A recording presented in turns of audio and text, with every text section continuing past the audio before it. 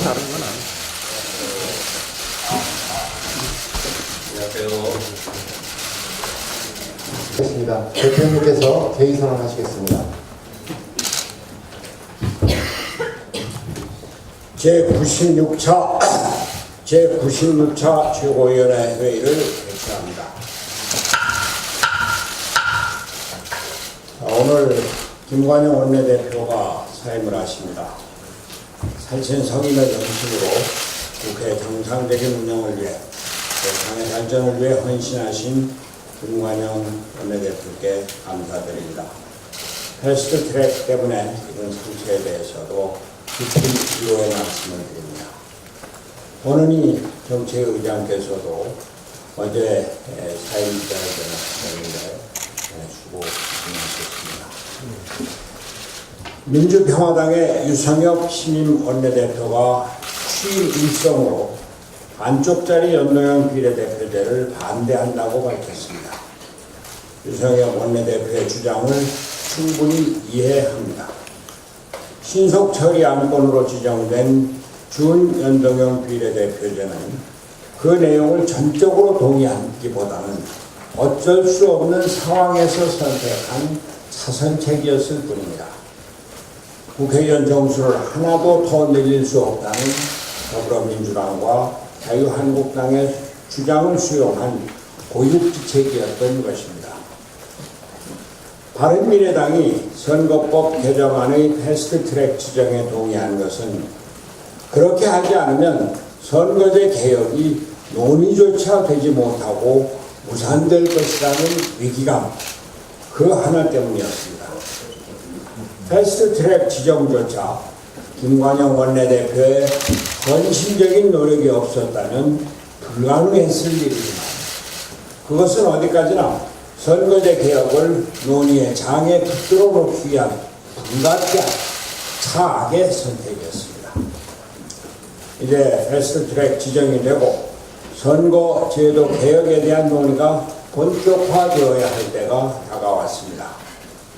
미봉책에 불과한 준연동형 비례대표제가 아니라 온전한 연동형 비례대표제를 논의할 때입니다. 제가 누차 말씀드렸지만 연동형 비례대표제는 바른미래당이 의석수 몇 개를 더 얻고자 하는 것이 아닙니다. 선거제 개혁은 대한민국의 30년 묵은 낡은 정치 구도를 바꾸는 첫 걸음입니다. 그것이 지난 촛불시민혁명으로 터져나온 국민의 목소리이고 시대적인 요구입니다. 온전한 연동형 비례대표제만이 승자독식 양당제의 폐해를 불식시키고 민의를 그대로 반영하는 의회 민주주의를 확립할 수 있습니다. 의원 정수를 유지하기 위해 지역구 수를 줄이는 것은 오히려 비례성과 대표성을 훼손할 여지가 있을 뿐만 아니라 국회 본회의 통과도 어려워지게 만들고 있습니다. 지역구 수를 그대로 두고 의원 정수를 확대하는 방안도 함께 논의되어야 합니다. 그것이 작년 12월 15일 5당 원내대표 합의의 기본 취지이기도 합니다.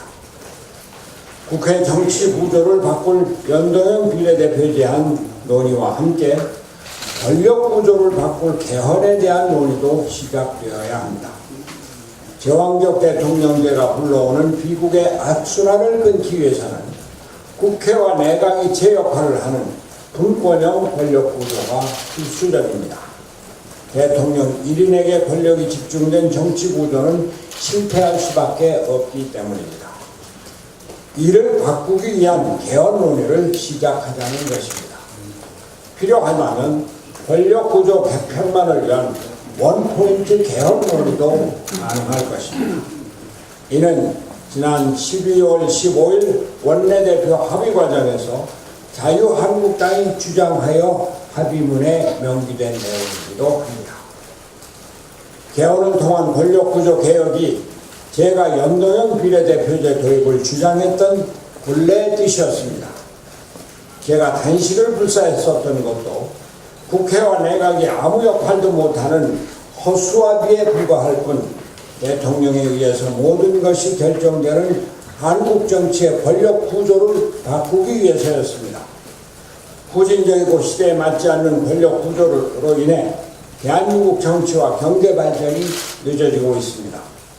온전한 연동형 비례대표제와 함께 권력 구조 개편에 대한 개헌 논의를 시작할 것을 거듭 촉구합니다. 자유한국당도 좌파 독재만을 외칠 것이 아니라 이명박, 박근혜 두 대통령이 구속된 현재의 제왕적 대통령제의 국정농단 사태를 극복하기 위한 권력구조 개혁에 적극 나서기 바랍니다. 이것이야말로 그들이 주장하는 좌파 독재를 방지하기 위한 방편이 될 것이기 때문입니다.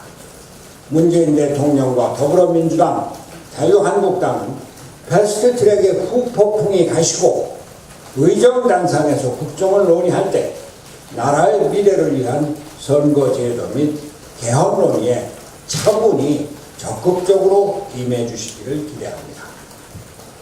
한 말씀만 더 드리겠습니다. 문재인 대통령께 한 말씀 드리지 않을 수가 없습니다. 어제 문재인 대통령은 중소기업인 대회에 참석해서 국민과 기업인의 인식과 완전히 동떨어진 말씀을 했습니다. 총체적으로 본다면 우리 경제는 성공으로 나아가고 있다면서 통계와 현장의 온도차가 있을 것이라고 말했습니다. 대통령이 도무지 경제 현실을 아는지, 국민 생활이 얼마나 궁핍해지고 있는지 제대로 인식하고 있는지 답답하고 안타까울 뿐입니다. 저녁 먹거리 장터에 한번 나가보십시오.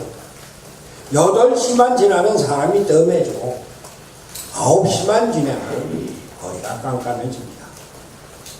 수출은 계속 줄고 고용 증가율은 계속 낮아지고 실업률은 계속 올라가고 있는데 정부의 경제정책 성과가 당장은 체감되지 않을 수 있다는 말을 대통령이 어찌 할 수 있는지 모르겠습니다. 주 52시간 근로시간 단축으로 인한 폐해로 버스값이 200원 내지 400원이나 오르는데 서민들은 도무지 누구에게 하소연해야 합니까? 정부의 탈원전 정책으로 한전 1분기 적자가 6,300억 원이나 돼서 1961년 창립 이후 역대 최악의 실적을 기록했다는 보도가 아침 신문을 뒤덮고 있는데 여기에 정부 정책의 실패 말고 무슨 이유를 댈 것입니까? 국내외 연구기관들은 한국의 경제 성장률을 1%대로 낮춰잡기 시작했습니다. 최근에는 환율까지 불안해지고 있습니다. 넉 달 새 60원 이상 환율이 올라가고 있습니다. 한국 경제에 대한 불안과 불신이 급격히 높아지고 있는 것입니다. 과연 한국 경제가 다시 살아날 수 있을지 걱정이 될 뿐입니다. 문재인 대통령은 잘못을 인정하고 경제 정책과 철학을 바꾸어야 합니다. 기업인들 초청하고 기업인 행사에 참석하는 것이 다가 아닙니다. 기업인들이 신나게 일하고 투자할 수 있도록, 투자를 통해서 일자리를 만들 수 있도록 대통령의 철학을 바꾸어야 합니다. 제발 소득주도 성장 정책을 폐기하고 시장경제로 정책의 근본을 바꾸어 주십시오.